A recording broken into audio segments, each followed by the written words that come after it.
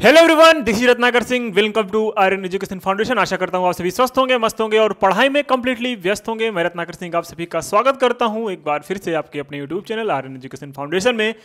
आज की जो वीडियोस होने वाली है वो क्लास 10th में केमिस्ट्री के लिए होने वाली है और उसमें हम डिस्कस करने वाले हैं कोरिजन। कोरिजन क्या होता है इस वीडियो में अच्छी तरीके से जान जाएंगे। इस वीडियो के एंड तक आप बने रहिएगा ताकि आपको इस टॉपिक से रिलेटेड कोई भी डाउट नहीं रह जाएगा। ये मेरी गारंटी है, अगर आपने इस वीडियो को लास्ट तक देख लिया तो कोरिजन से रिलेटेड आपके एग्जाम में कोई भी क्वेश्चन आता है तो आपको उसको करके आएंगे। तो चलिए स्टार्ट करते हैं बिना टाइम वेस्ट किए अपना क्या corrosion.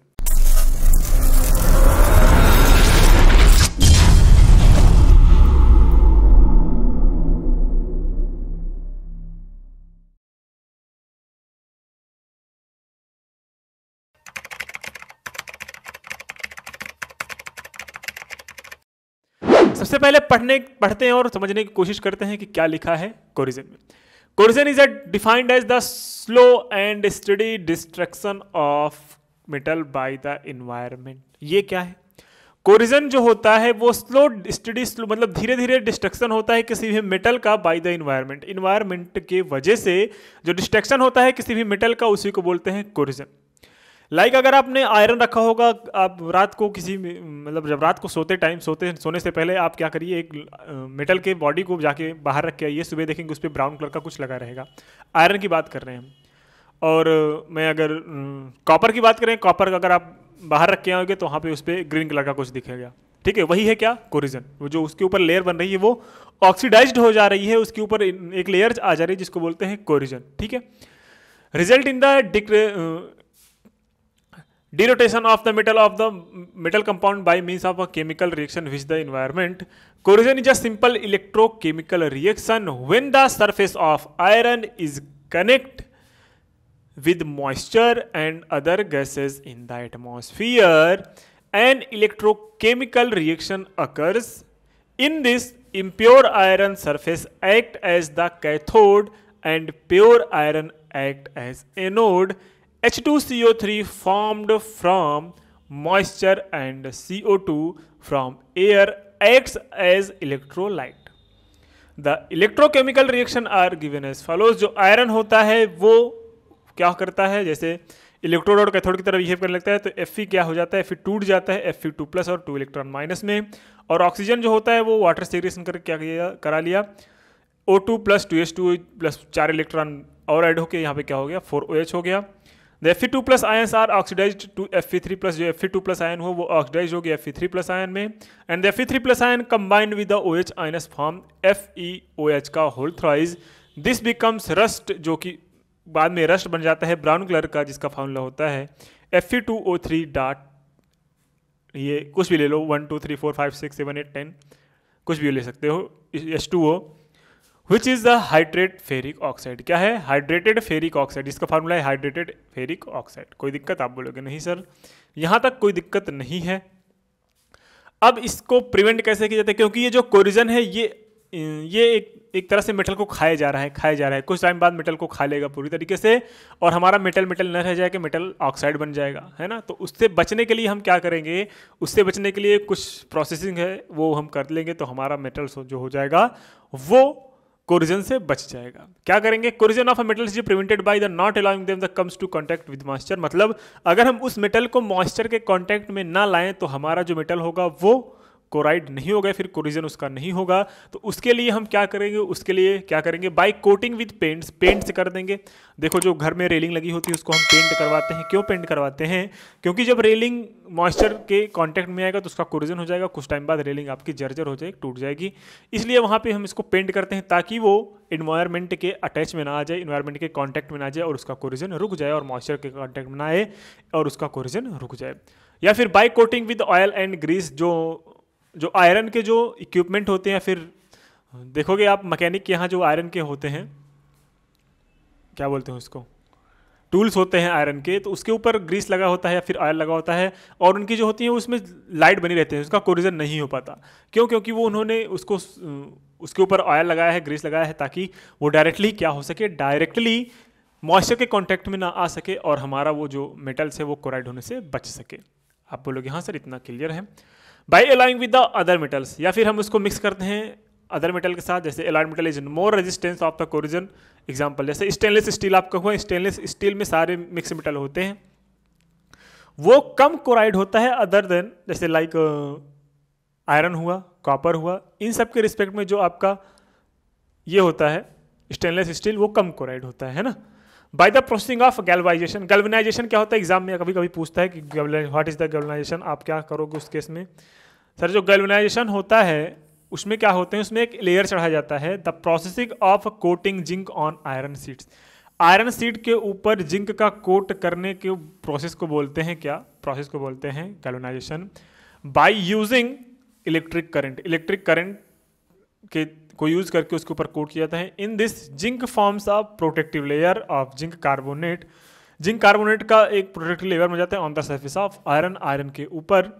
This prevent the corrosion, जो कि बचत करता है किससे, जो कि बचाता है हमें कोरिजन से। कोई दिक्कत, आप बोलेंगे नहीं सर कोई दिक्कत नहीं है।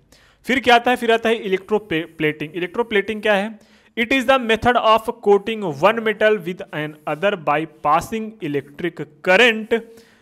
एग्जाम्पल अगर लें तो सिल्वर प्लेटिंग, निकल प्लेटिंग, देखिए सिल्वर प्लेटिंग कराते हैं बहुत लोग, निकल प्लेटिंग कराते हैं। This method is not only lets protect but also enhance the metallic appearance. देखो जो चमकदार जैसे कुछ चीज़ें होती हैं, जैसे आयरन को चमकदार बनाना है तो आयरन को और ज़्यादा चमकदार बनाने के लिए वहाँ पे हम क्या करते हैं, निकल की पेंटिंग कर देते हैं, सिल्वर की प्लेटिंग कर देते हैं। तो वहाँ पे क्या हो जाएगा, देखो आप लोग रेलिंग बहुत लोग गोल्डन कलर का करवाते हैं, बहुत लोग सिल्वर कलर का कराते हैं, तो सिल्वर की प्लेटिंग करी जाती है उसके ऊपर, ये सिल्वर प्लेटिंग उसको बोलते हैं, ठीक है। जो पेंट कराने आते हैं वो एक्चुअल में प्लेटिंग है सिल्वर की।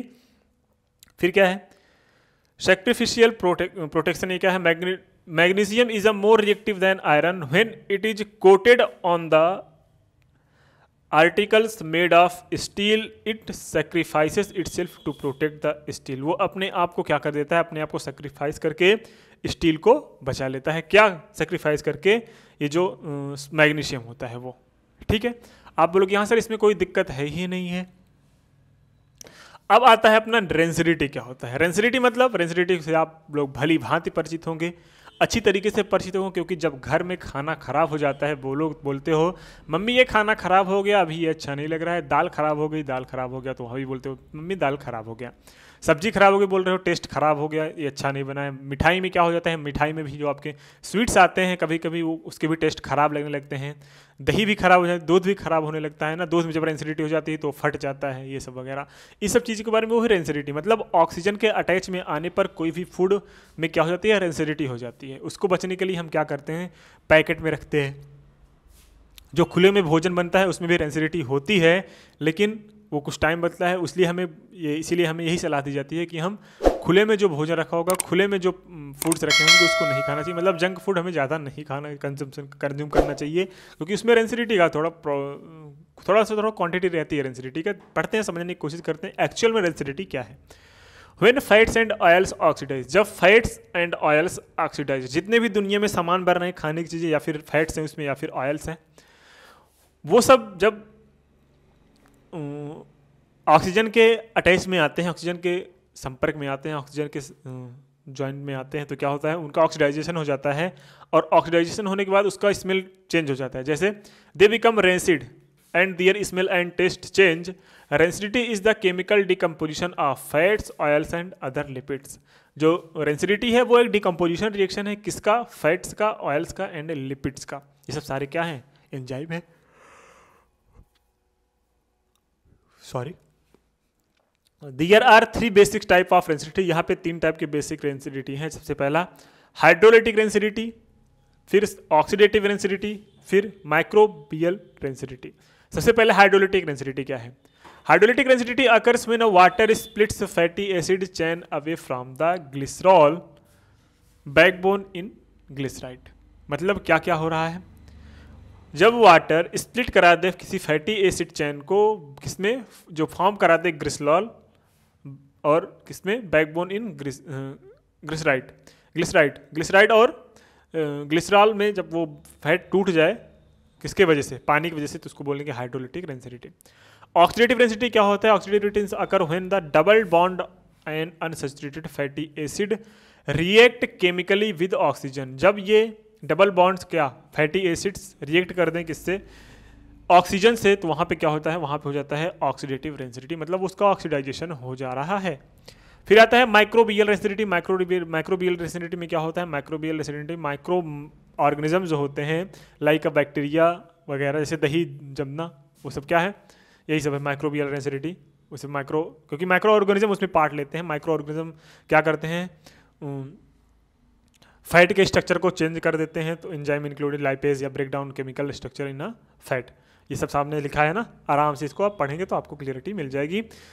एक एक वर्ड यहाँ पे अगर देखोगे तो आपके लिए बहुत ज़्यादा इंपॉर्टेंट, ये वाला पार्ट तो नहीं दिख रहा, क्योंकि बस आपके एग्जाम में पूछता है rancidity, what is the rancidity, तो रेंसिडिटी का डिफिनेशन देगा, प्रिवेंशन क्या पूछेगा, रेंसिडिटी बचने के लिए क्या किया जाता है, ये सब पूछेगा। अदरवाइज कुछ ज़्यादा नहीं पूछता रेंसिडिटी के बारे में। हाँ, लेकिन आपको पता रहना जरूरी है, इसलिए हमने कोरिजन के साथ ही रेंसिडिटी को क्लियर करा दिया, ताकि आपको कोई दिक्कत ना हो, ज़्यादा इस पर फोकस करने की ज़रूरत नहीं है। हाँ, इसके बाद जो आगे आने वाली वीडियोज़ होंगी उस पर आप फोकस रहिए, क्योंकि उसमें हम कराएंगे इंपॉर्टेंट क्वेश्चन, और इंपॉर्टेंट क्वेश्चन के बाद इस चैप्टर का हो जाएगा एंड।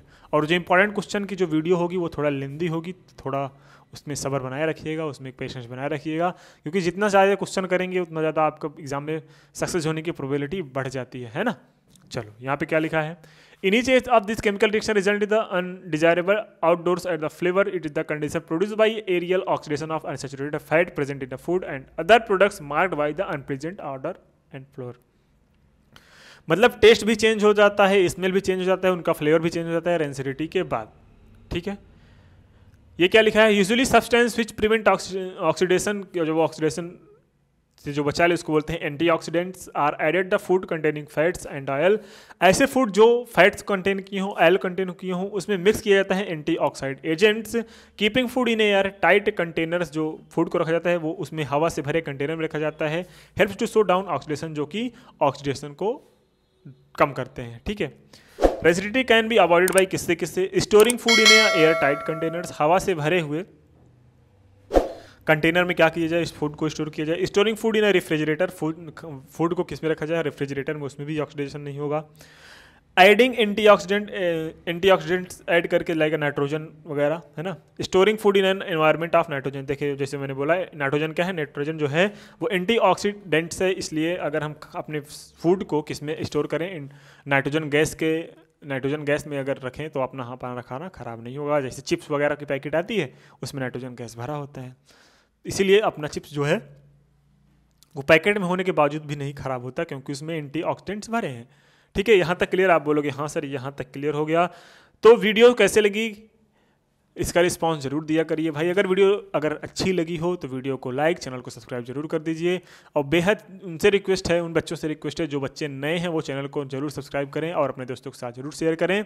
मिलते हैं नेक्स्ट वीडियो में इंपॉर्टेंट क्वेश्चन के साथ। तो यहाँ पे हुआ इस चैप्टर का कॉन्सेप्ट का एंड। इसके बाद हम मिलेंगे इंपॉर्टेंट क्वेश्चन के साथ। एनसीईआरटी एग्जाम्पलर के जो बेसिक क्वेश्चन है, इंपॉर्टेंट क्वेश्चन है, उन सबको हम क्लियर करते चले जाएंगे। और अगले एक वीडियो और आएगी, उसके बाद इस चैप्टर का क्या हो जाएगा, द एंड। फिर हम मिलेंगे एसिड बेस एंड साल्ट में। तब तक के लिए शुभ रात्रि, जय हिंद एंड बाय बाय।